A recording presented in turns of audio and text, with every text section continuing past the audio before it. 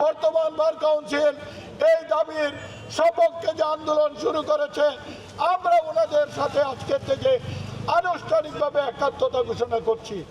সরকারকে বলে দিতে চাই, দাবি আদায়ের আন্দোলন ফুটপির মধ্যে যে আদায় হয় তার মধ্যে 20% টাকা বার কাউন্সিলকে অনতিবিলম্বে দিতে হবে। অন্যথায় আমাদের এই আন্দোলন আরো বড় হবে, অনেক গতি হবে।